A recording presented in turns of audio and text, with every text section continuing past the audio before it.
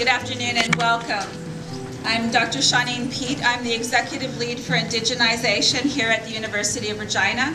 I'm also an Associate Professor here in the Faculty of Education. In my role as Executive Lead, I enact the vision of the Indigenous faculty and staff who are members of the Aboriginal Advisory Circle. They work together to define the priorities for indigenization that are implemented here at the university. And one of their key priorities this past year was to increase the frequency and visibility of sessions, events, and activities by Indigenous scholars about Indigenous themes and ideas, and to increase the presence here on campus of those ideas and of those scholars. In keeping with that theme, we are beginning this school term with a presentation by two colleagues. And I want to introduce Dr. Chris Anderson and Dr. Rob Innes. Chris is from University of Alberta, and he's currently on sabbatical, and he's doing some work with Métis peoples in his family and community in the northern part of our province. And Dr. Rob Innes is also an Indigenous scholar in Native Studies at the University of Saskatchewan. He's originally from Cowsas, where my family are from. And I've had a wonderful day visiting with these folks. We've got to know each other, and they know many of you here. So I'm really looking forward to the presentations that they'll be doing with us today. And I will turn it over to them. They both have about half an hour each to speak. And then we'd like to engage with you in some questions and some discussions until just before 3 o'clock. So I want to thank you for coming in, and I want to thank you for joining us here today. And I understand that if you have to slip out, we'll just ask that you do so as quietly as possible before the 3 o'clock mark. So thank you for coming, and I'll turn it over to our guests today. So if you can join me in thanking them for being here. That'd be great.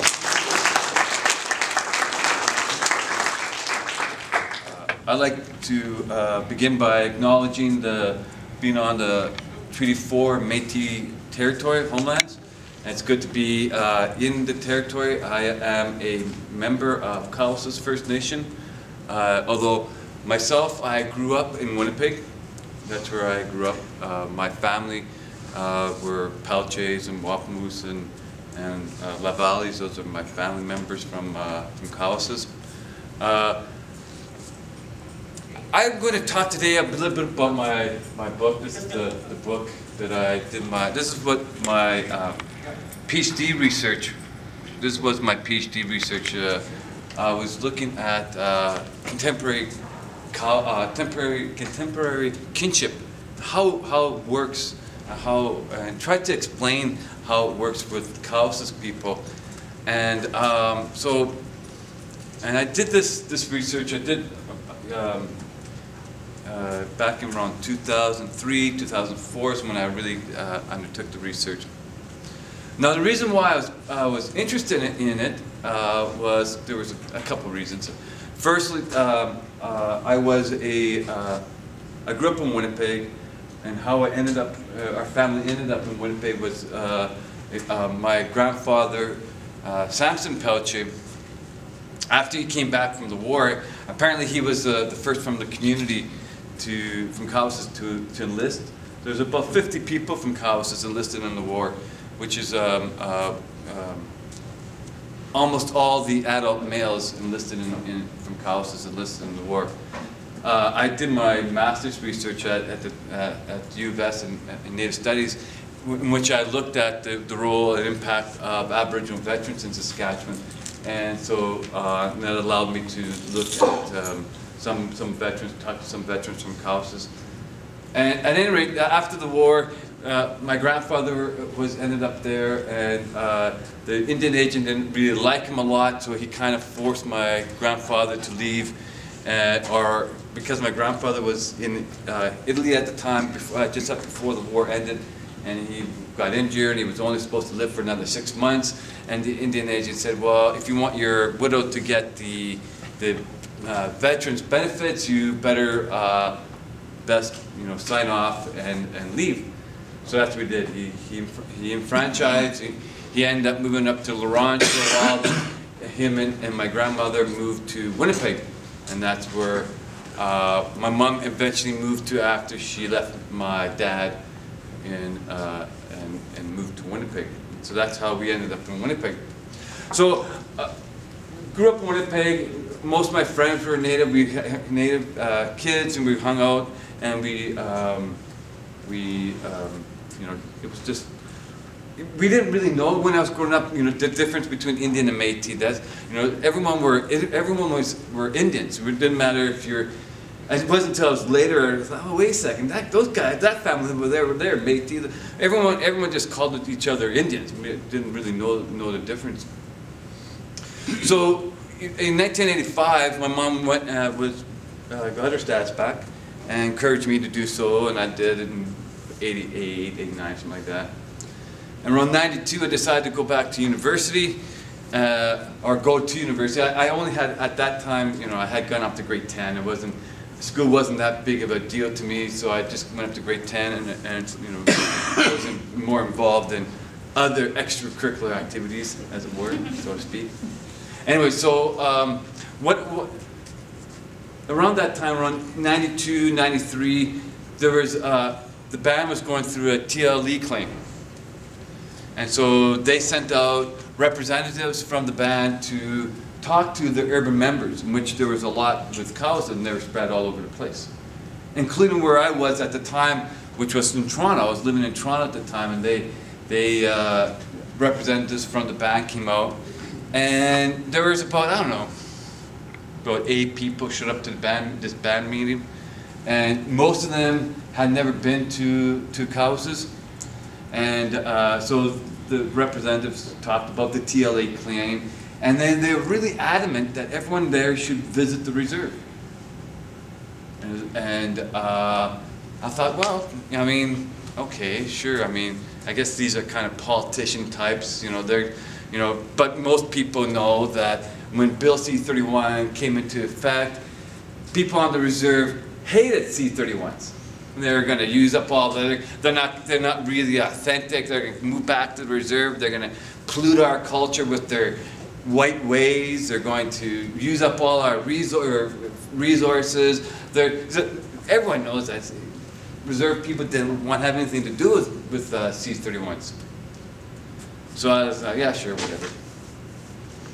So a couple years later, I ended up taking a trip out to Saskatchewan.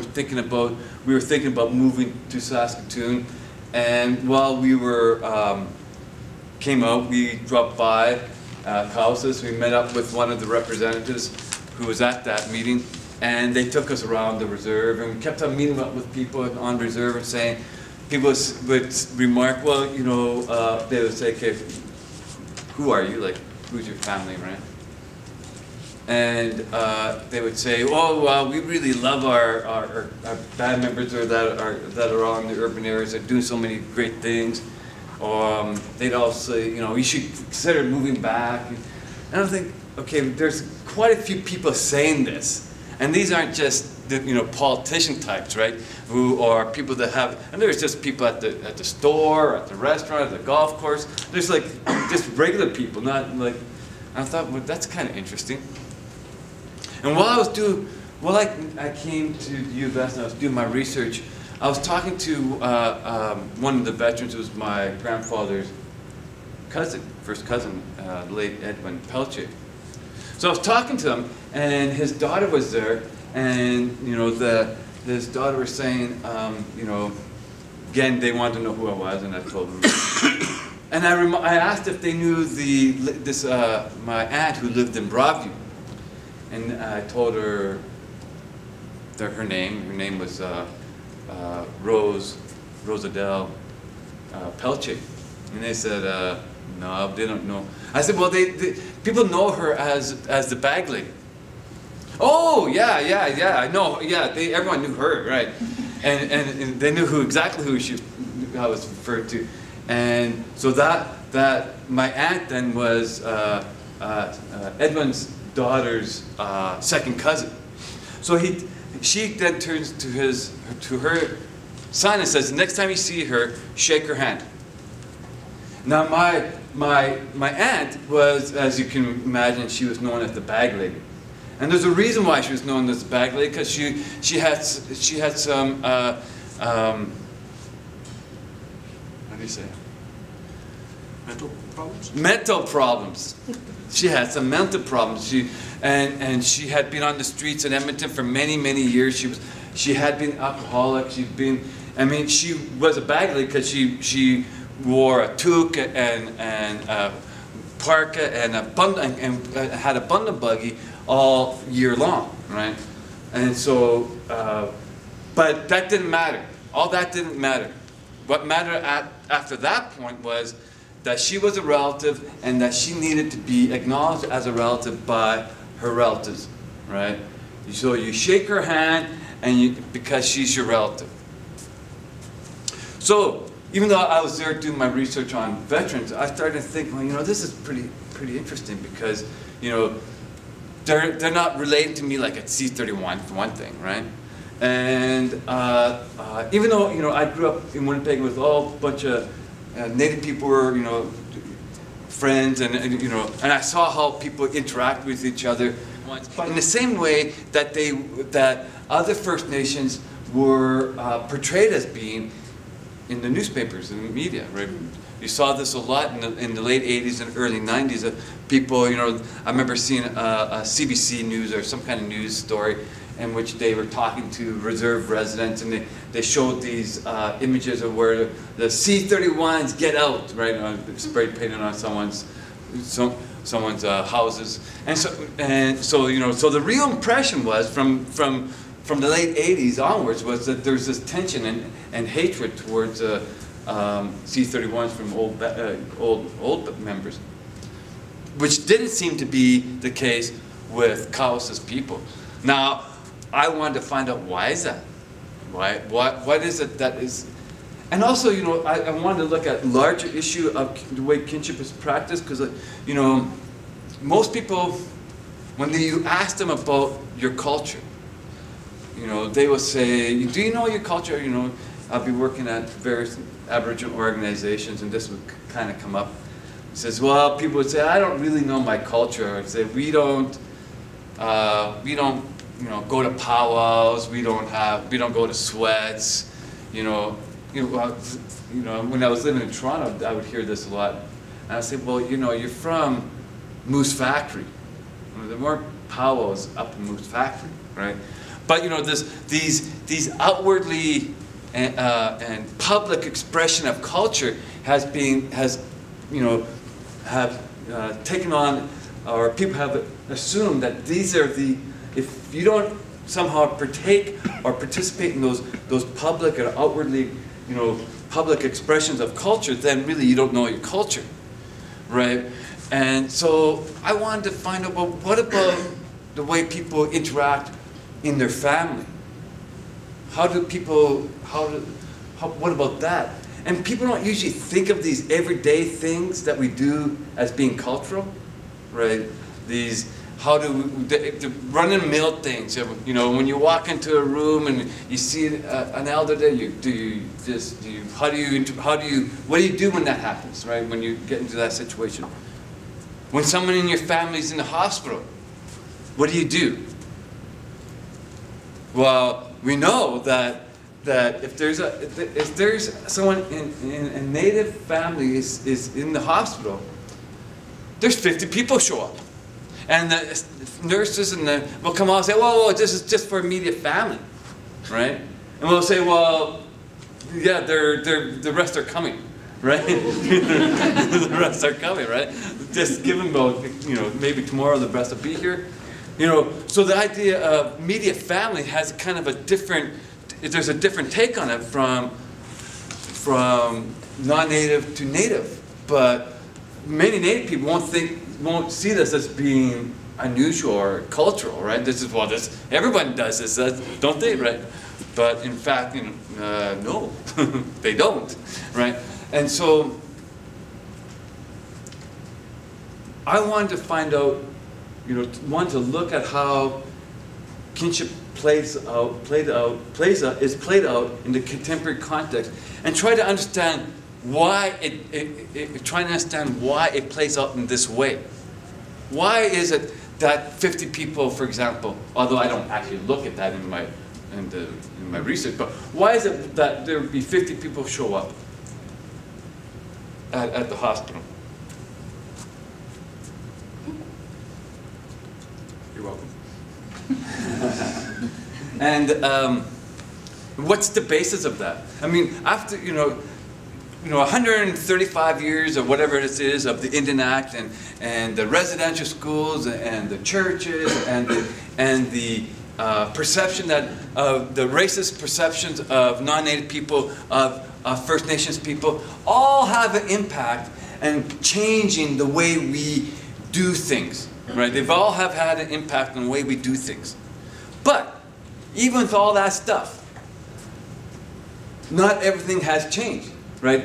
The residential schools were a failure because they didn't completely assimilate First Nations people, right? They didn't completely assimilate First Nations people because First Nations people were not passive, right? They would find out ways, they would do things, they would employ strategies that actually continued the cultural practices. So even though we had all these different pressures, there's been all these different pressures placed on First Nations people to change their culture, it hasn't exactly played out that way. There's been many cultural practices have been maintained. And, but even though some of these cultural practices have been maintained and some have changed, and even though that when you look at it today, you say, well, First Nations people do this, white people do this. They kind of look the same. What's the difference, right? Because, I mean, that's part of the assimilation process, right? These cultures, but even culturally, there will still be stuff that First Nations people do that, say, European people also used to do that would look the same, right? Because, there's only a few ways you can be alive, right? I mean, we love people, no matter if you're First Nation or not, right? But the way, the origins or the basis of, for these actions may have been completely different, right? The First Nations started out from a place of over here, where and the actions were all based on certain values and guidelines and all, and over here they started out over here for Europeans, and they may be coming closer and closer to being similar, but they've had a different trajectory, right? They started at different places. So what I found was I was trying to figure out trying to figure a way to explain how what was it that was the basis of kinship tradition? What was the basis of kinship practices? And one of my committee supervisors down in Arizona, that's where I did my PhD, Rob Williams, a Native American lawyer down there in Lumbee from North Carolina. He told me, he's a lawyer, so he says to me, well, why not thinking about customary kinship practices? I'm like, customary kinship practices? I thought, okay. I mean, I really like that idea, customary kinship practices. These are, what we see here are somehow, some way tied to customary kinship practices. But how do we find out what those kinship, what are those customary kinship practices? Where do they come from? And so I was talking to an elder, I was talking to Maria Campbell, and she was telling me about these stories. And she had been talking about these stories for, to me for a number of years. And I remembered her saying that, these stories are the law of the people. These stories are the law of the people.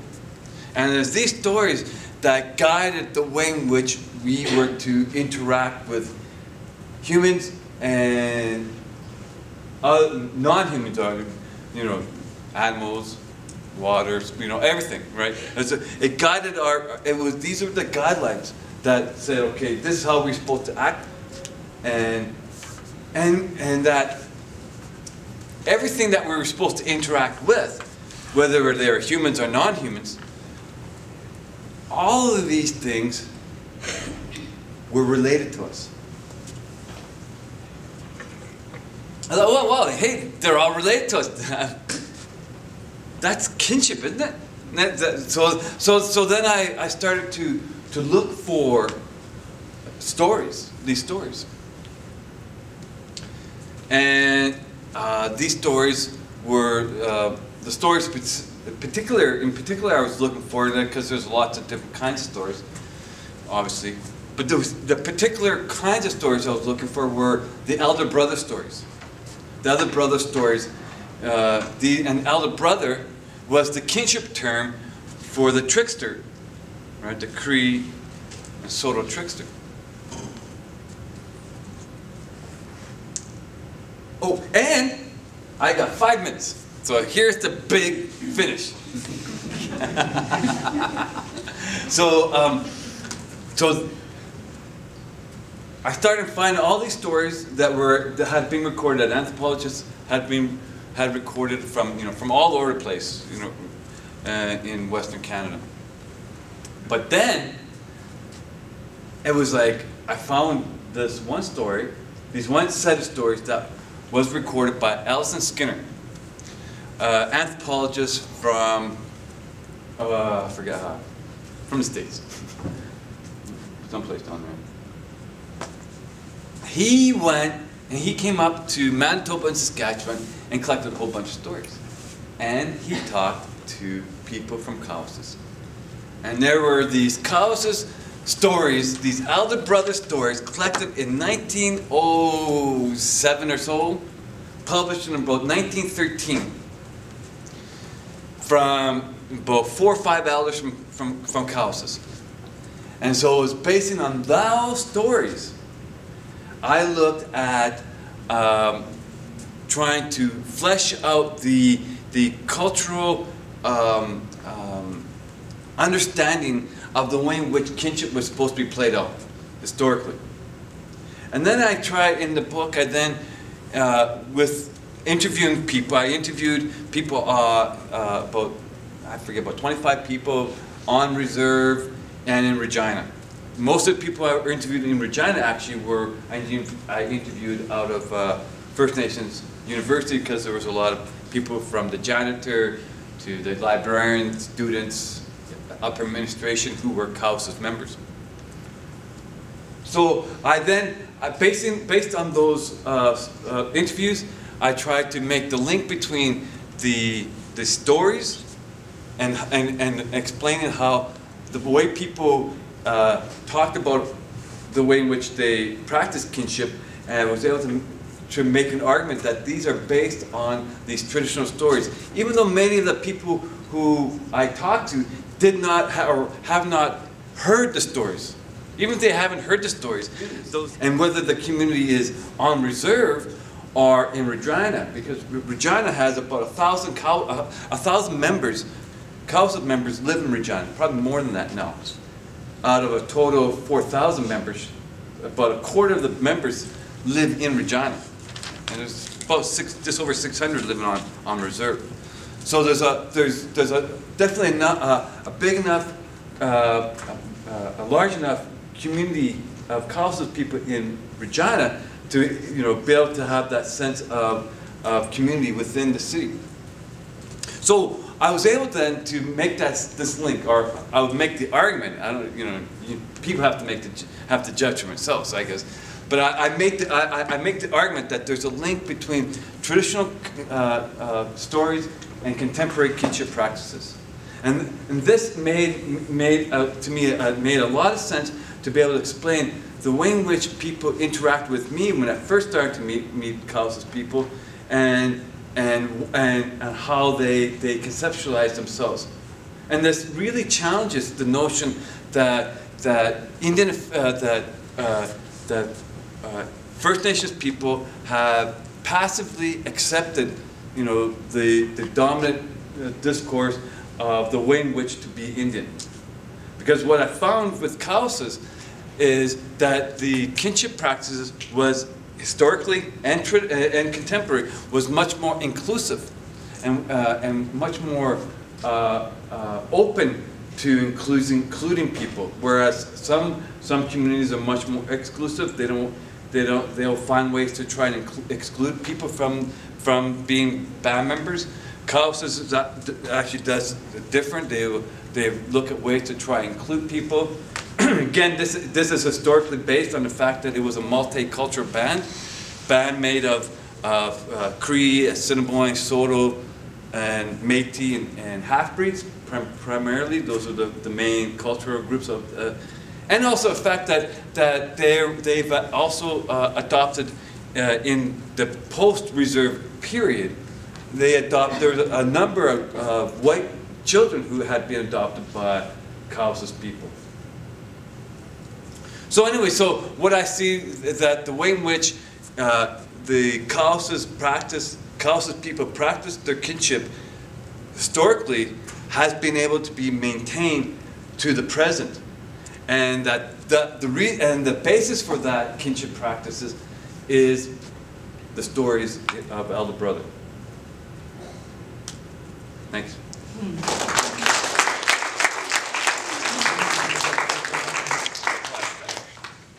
Shauneen had asked if I wanted to come down and give a talk on the book I had just published called Métis, and I had asked Rob if he wanted to come and speak with me, because Rob's book does a really good job of kind of critiquing the idea that there were these separate groups historically in all places and all times, First Nations here and Métis there. And of course, so Rob probably gave a talk where he basically said nothing about that aspect, so I'll try. It's true. It's true. I'll try and tie it together. Anyway, I'm Métis originally from. Well, I'm originally from a little town called Choiceland. Has anyone ever heard of Choiceland? Oh no way. Okay. Well, it's in Saskatchewan. It's about an hour east of Prince Albert. Family moved to Prince Albert when I was 8, 9, something like that. Yeah, in the early 80s, anyways. It was a long time ago, but. I went to Queen's University in Ontario to do my undergrad and my master's, and I originally went to Queen's to play football. I didn't even know it was a good university until I got there. And then I started taking courses, like, holy shit, this is really hard. And so I ended up quitting football, and my marks went up immediately after I quit football. And so I did my undergrad and I did my master's at Queen's University. And then my undergrad was on how bouncers maintain order in the bar. And then my master's degree was a logistic regression analysis of regional victimization rates in Canada. So why people tended to get beat up more as you went east to west in Canada, and why more houses got broken into as you went west to east in Canada. I don't remember what my conclusions were. I don't even remember being that interested in it when I was doing it. But my professor at the time was a guy named Vincent Sacco, who's really well known as a criminologist in Canada for doing this particular criminological theory called the criminal event, and I don't remember what it is anymore, but at the time I remember being really taken with it. And so I went to the University of Alberta to start my PhD, and that was in 1996, I think. Yeah. So I got there, I had a supervisor assigned to me. The supervisor and I didn't really get along that well, and so after a while I was thinking, well geez, I hope this guy's not going to be my supervisor for the next 4 to 6 years. And so sat down, had a conversation with them, because I was originally supposed to go to the University of Alberta to do research on looking at uniform crime report rates, so the information that cops take when they arrest people, to see if Aboriginal people were more likely to get stopped for various reasons, and then what were the circumstances surrounding that. So at the time, this will all make sense in a second, at the time I was taking these LISREL courses. Has anyone here ever heard of LISREL? It's linear structural equation modeling courses. It's like as kind of cutting edge as you could get with statistics. And the guy I was taking it from, the professor was considered one of the world's leading experts on these LISREL courses. So I took 2 of them. And the second one was worse than the first one. And I was like, I can't do a career on statistics. Like, this is killing me. Like, I can't do this. So at the same time, we had a cousin who got charged with poaching because he had shot a deer and he was in a wheelchair. But he used to be a welder, so he had rigged up his van, so he had a gun rack in the van and he could shoot deer out of the van, which we thought was a genius setup at the time. So he gets charged, and at the time, just as he was getting charged with this, the Powley case was coming into its kind of second iteration. Have you guys heard of the Powley case? It was a big Métis rights case. The Supreme Court decision came out in 2003, I think. But the original case was coming around 96, 97, something like that. It originally happened in 93, and then with all the pretrial stuff going on, it finally came into existence in 1997 when it went to court. And so I thought, what would be really interesting is to look at my cousin's case, look at the evidence, and kind of think about how the courts thought about what it meant to be Métis. But of course, being a young PhD student, and it was family, didn't want to screw it up because I didn't know how well I knew the theories and stuff, so I thought, well, I need a pigeon first. Powley case was a perfect pigeon for it, because if I screwed that up, I'm the only one embarrassed. I don't really know, kind of, nobody else in my family's embarrassed. So I said, okay, well, I'll look at the Powley decision. And so I looked at all of the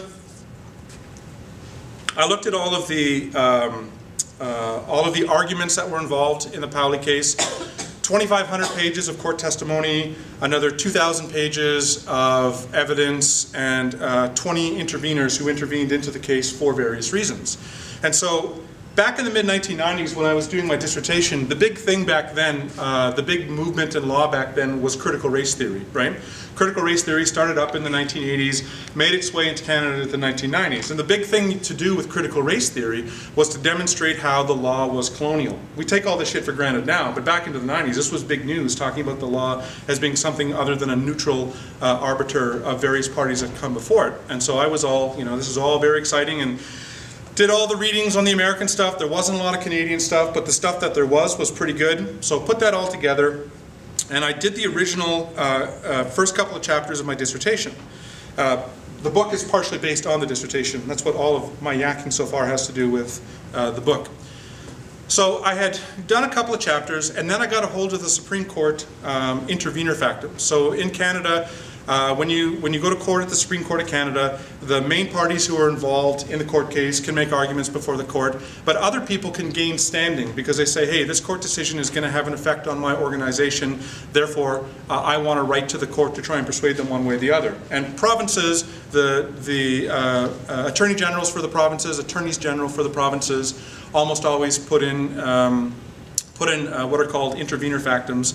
But other people do as well. So Métis organizations put them in, et cetera, et cetera.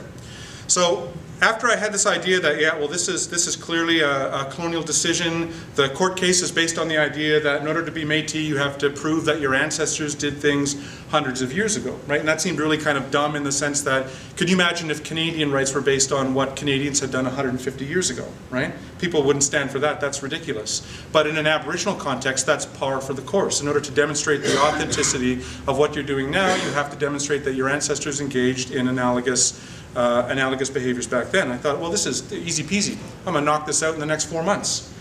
Then I read the intervener factums, and more important, I read the Powley team's own argument. Because this argument I was getting at the beginning was what the court had written in the final Supreme Court decision.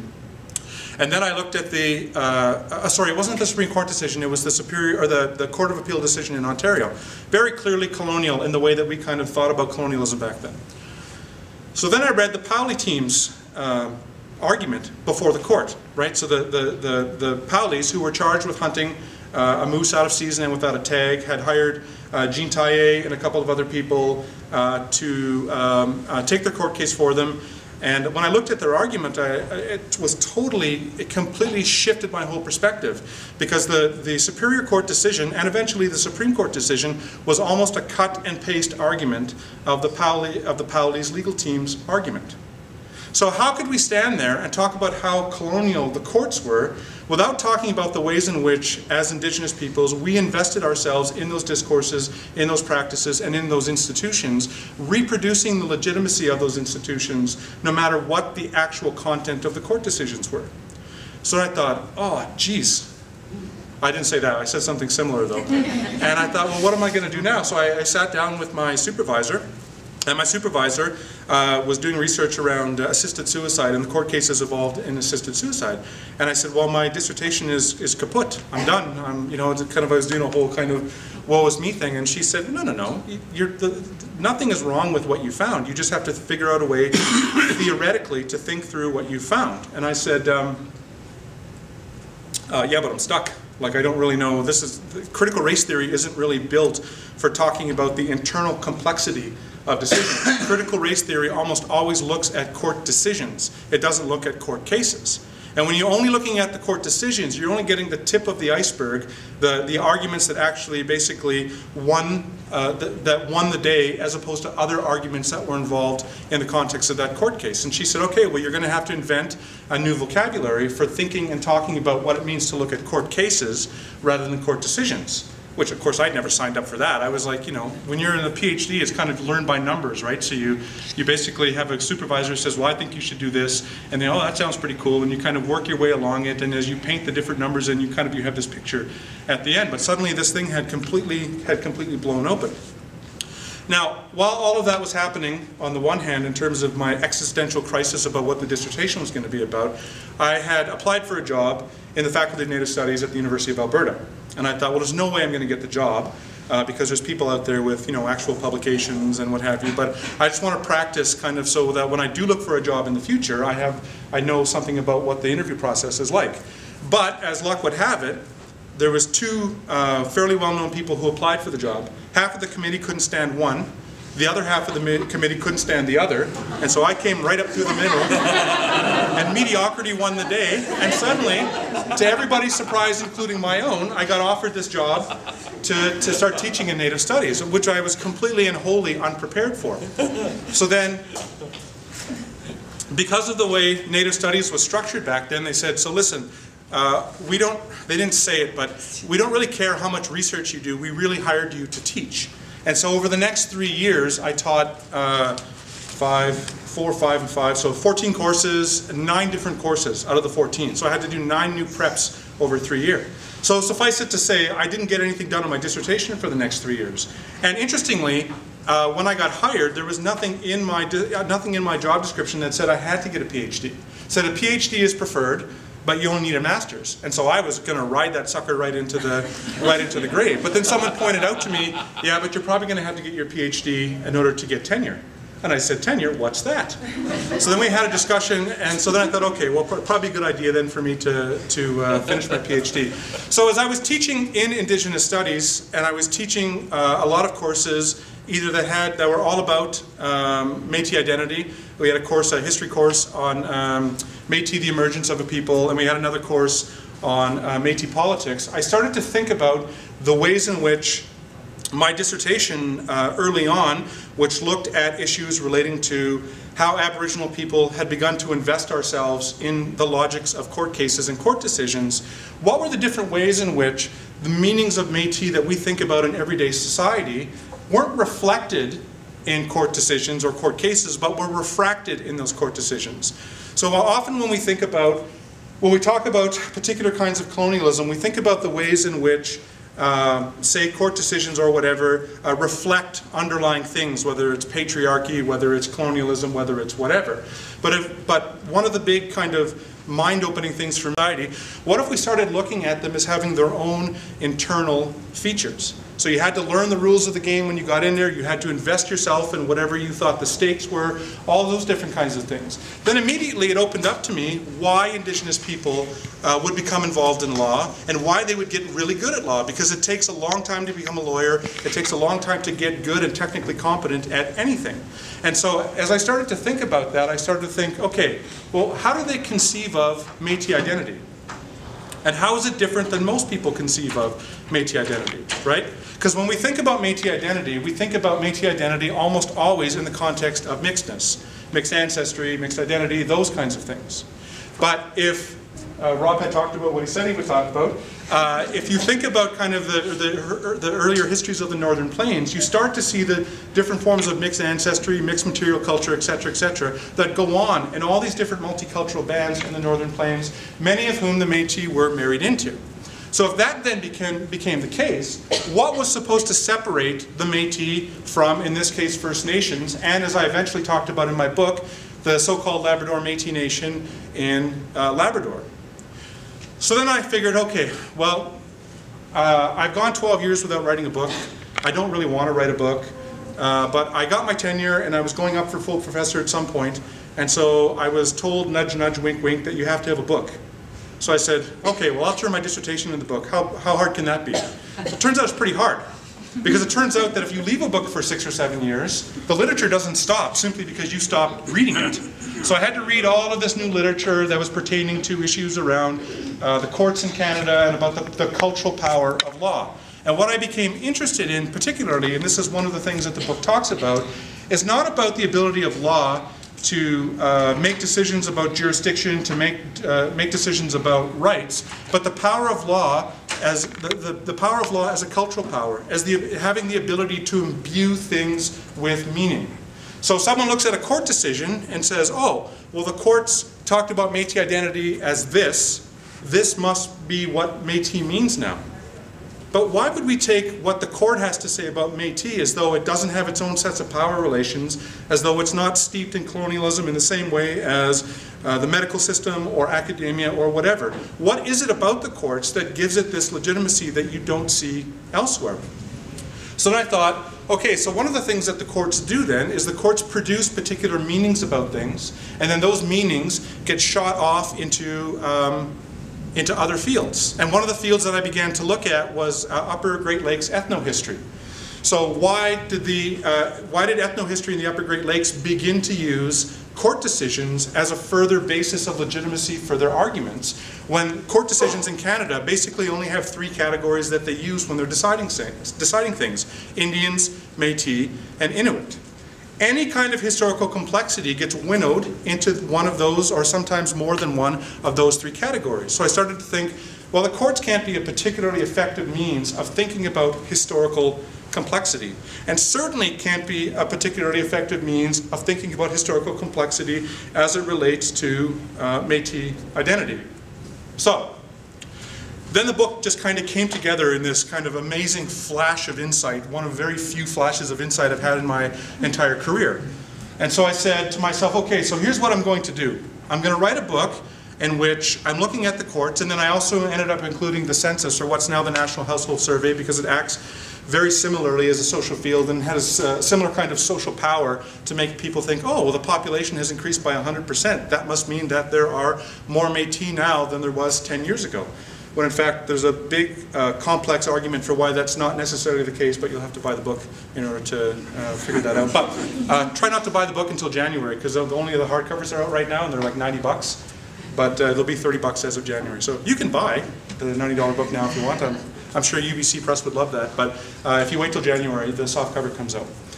But I said, I'm going to write a book in which I look at the ways in which Métis is understood racially and understood in terms of mixedness. I'm going to look at the ways in which the Canadian courts and the census has incorporated that into their definitions and into their constructions of Métis identity.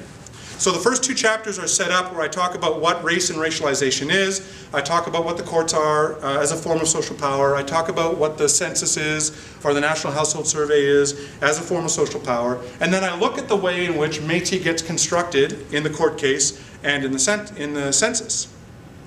So then, after the first 2 chapters, I thought, now what if we were to look at these court cases, or look at this court case and look at the census, with an idea that we wanted to create a model that was more respectful of Métis nationhood, or Métis peoplehood, right? Because you can talk about Métis identity without talking about mixedness. There's territories, there's leaders, there's events, there's all the kinds of things that you think about when you think about nationalism that doesn't require talking about mixedness. Yet academics in Canada and elsewhere seem obsessed with looking at the mixedness of Métis in a way that they don't for First Nations and Inuit. So then I started to think, well, what would it look like to construct a couple of chapters where instead of looking at Métis as mixed, you looked at them in a more national context? What would it look like to create a new census question that allowed people a nationalist view of what it meant to be Métis? What would the Paoli decision have looked like if it had been written with a respect for Métis peoplehood. And so the next two chapters kind of construct this notion of Métis peoplehood and talk about why it's a more dignified and respectful way of looking at Métis sociality, looking at Métis history, and looking at Métis contemporarily. Then I thought I'd finish the book, and I went, that's great. But then someone said to me, well, what about the Métis in Labrador? And I said, well, there are no Métis in Labrador. And they said, au contraire, they have an organization and everything. I said, get the hell out of here. So I went online, and sure enough, they had an organization called the Labrador Métis Nation. And I thought, wow, this is ridiculous. Being called racist a couple of times for this, by the way, but that's okay. And so I started looking at why they call themselves Métis, when they started calling themselves Métis, and most intriguingly, why they don't call themselves Métis anymore. Now they call themselves the Nunatukovut Community Council. Because they made a decision in 2011, I think, to stop talking about themselves as Métis, to stop self-identifying as Métis, and start identifying using a local term, which means basically we have always been here, kind of this is our land. And I thought, well, that seems kind of, you know, random that they would just suddenly change their name. And then I came across the comprehensive land claim that they had created in the context of the southern part of Labrador and the use of Nunatukovut as a basis for making that land claim. But I actually think, as a matter of logic, them talking about themselves as Nunatukovut actually fits much better in the context of the area where they're from and the history that they have. Because they don't start calling themselves Métis until the mid-1970s, and then they get an organization called the Labrador Métis Association in 1985. So what I was interested theoretically in doing in that chapter was looking at what are how many people here have read Charles Taylor and his Politics of Recognition?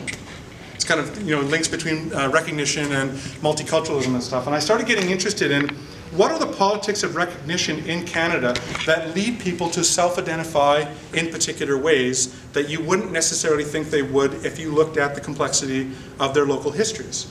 And in particular, and this is where I kind of get into the most trouble about, and that's fine, in particular, why would someone call themselves Métis if they're not Métis? And who am I to judge whether or not somebody can be Métis if they call themselves Métis? Who am I to say that they're not Métis? And I always make an argument, that's not my argument. I'm not suggesting that they are Métis or aren't Métis, although that's a little weaselly because in a sense I am, but I'm asking them to examine the logics for why they think they're Métis. If you think you're Métis because you have mixed Aboriginal and non-Aboriginal ancestry, you're reproducing racialized conceptions of identity. And you're reproducing Canadian legitimacy, and you're reproducing the racialization and the dominating effects of the Indian Act. On the other hand, if you see yourself as Métis because you came out of a particular historical fur trade community, that's equally problematic. Because if you're talking about yourself as Métis or any Indigenous identity for that matter, and you don't have a living, breathing community that you can link yourself back to, like someone who's around today, that's a big problem as well. Because then it's a form of possession through which you're attempting to possess particular forms of identity that aren't necessarily yours to possess. So I guess my point here is that I'm not so much interested in whether you claim to be Métis or any category of Indigenous. I'm also interested in who claims you. And that's a really important thing to talk about. But of course, that's also very exclusionary and exclusivist, I was told. And in fact, if you're interested, there's an Amazon.ca review of my book that came out like literally the day after the book came out. Some poor bastard bought the book online, read it in a single day, and having written it, I got to tell you, that's no easy feat, and then wrote a review of the book. My writing has been described as like riding a bike through wet sand. Like you really got to gear down and drive through it. And I have relatives who have the book, and they actually play a game where they open up the book and they try and read a sentence. And it's really funny to them when they try and read the words in the book. Doesn't really make me feel that good, but then that's not really the point, is it? So, but yeah, so he was making an argument that I was making an exclusivist argument, saying that only Red River Métis can call themselves Métis. To which I replied, well, yes, except that there is no other Métis besides Red River Métis. There are Métis, and then there are legally or administratively what you'd call non-status Indians, who for various reasons have begun to call themselves Métis because either their band won't talk to them or they're people who have ancestors from 250 years ago. I'm in an argument with a guy right now on Facebook because, you know, I have nothing else to do, I'm on sabbatical, who's telling me that he is from the Métis community of Detroit. And not like contemporary Detroit, Detroit from the 1700s. And that's how he claims his Métis status. So I said, well, where are your cousins? Where's your aunties and uncles? Blah, blah, blah, blah, blah. How dare you, because of the ravages of colonialism, yada, yada, yada, yada, yada. Oh, I thought you were waving. Hey, Shannon.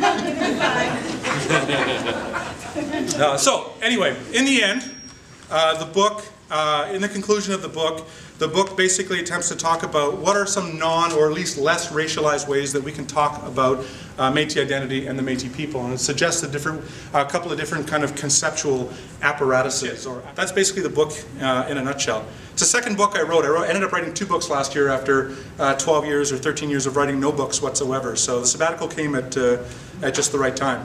The other book is on Indigenous statistics, in case anyone's interested in that. And it's called, cleverly enough, Indigenous Statistics. So you can look that up with you. So anyways, thank you very much, and thanks, Shauneen, for inviting us.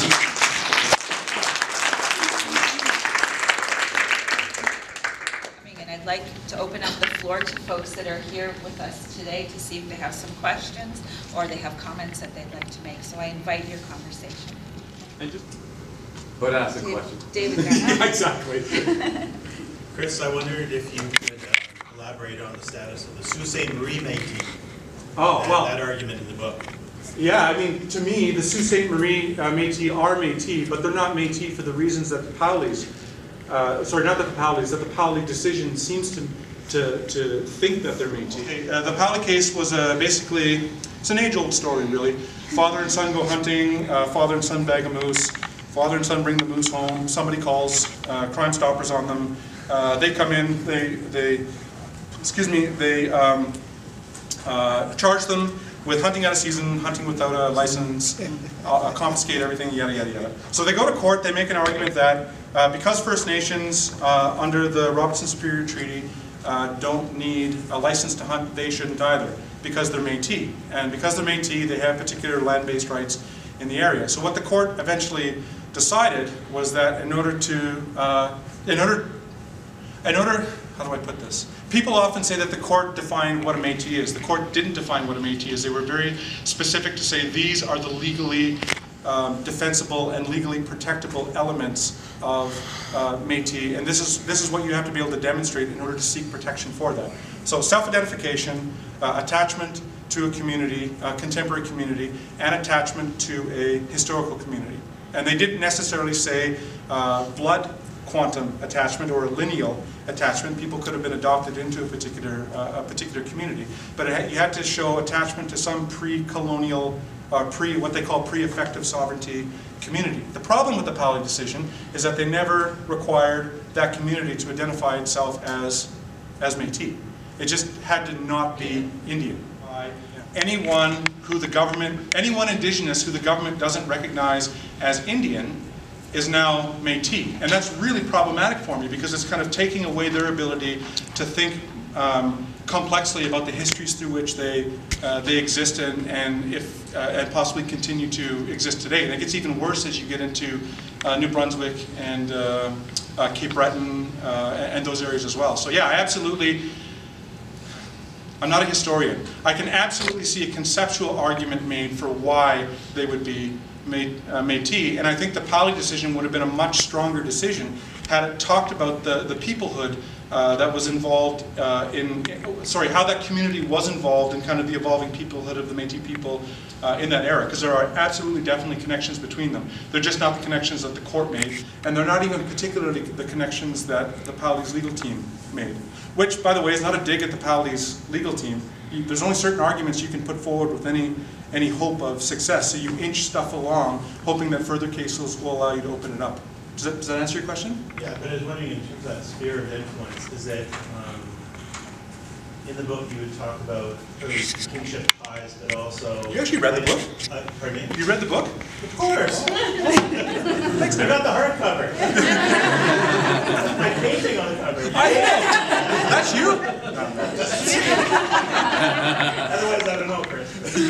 But when I was getting to that point, it seemed like you were widening that sphere of influence and possibility. But I wondered if those extended and the aspirations of nationalism you seem to require. Interestingly, they did have the aspirations of nationalism linked to Red River. If you look at after 1816, after the Battle of Seven Oaks, people take off for Sault Ste. Marie after that, and they refuse to arrest them when they actually get there. So the links are actually there. I vacillate in the book because I'm not a historian, so I didn't go into. None of you know me, or very few of you know me, but I don't read handwriting that's historical. I'm a historian as much as when people start typing, that's when I can really get into it. I'm not really there's other people for that who are much better at that than I am. But for me, I'm really interested in the ways in which that emergent nationalism in the core and that growing bourgeoisie overlaps over the pre-existing kinship systems and how those different ontologies fit together, but also what are the tensions between them. And I don't have an answer to that yet, but hopefully other people will take up the book and critique it and extend it. I have a question for Rob. First of all, I really enjoyed your book. Oh, thank you. That was very good. And this whole question of how people interact with each other right now, they treat each other and that type of thing, that there's spiritual dimensions to that, and there's the other story, the Sakashak stories and that type of thing. But in working with elders, I'm starting to understand that larger law really involves relationships with all kinds of things, like the natural world and the spiritual world, and like sort of like yourself, that type of thing. And I'm just wondering, when you were working with your elders, did you sort of hear very much about that type of thing? Well, the way it was explained to me is that these laws were guided human interaction with everything. It was everything. So it wasn't more than just other humans. It was, the interaction with the spirits, with the earth. So definitely it was encompassing all relations. And so and someone even said, this, when we talk about all my relations, this is what we mean. We just don't mean, your cousin, but we mean all your relations. Yes. And thanks, and appreciate that. Yeah, David didn't say that. That's okay.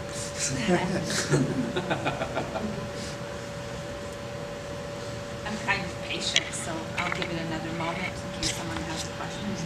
Chris, I was going to ask you, obviously, you weren't sitting around waiting on the Daniels decision, but the point is what's your sense of what Daniels does to... The Harry Daniels, I think it's a terrible decision. I think it's a good decision. I think it's terribly argued, and it reproduces this racialization that I was talking about.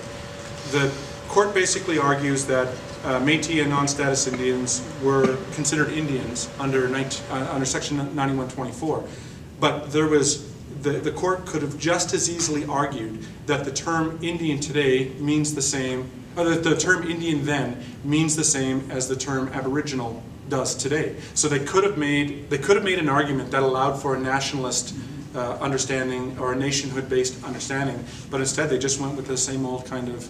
And I don't think it's going to make a huge amount of difference to how everyone's so excited about the Métis or Indians under 9124, but various court decisions have already argued that Métis aren't Indians under subsequent forms of legislation for hunting and fishing rights and those kinds of things. So to me, this is not the huge kind of sea change court case that everyone's making it out to be. And plus, I should say, for anyone who is Métis in the room, and even for other people, I find it really scary that we imbue the courts with as much legitimacy as we do for thinking and talking and writing about our identities.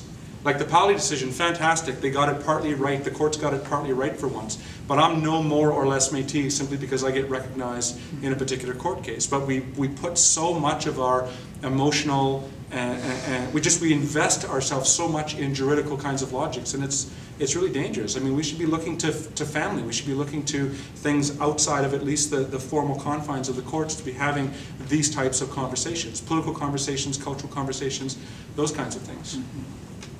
That's just me, though. other questions or comments, folks?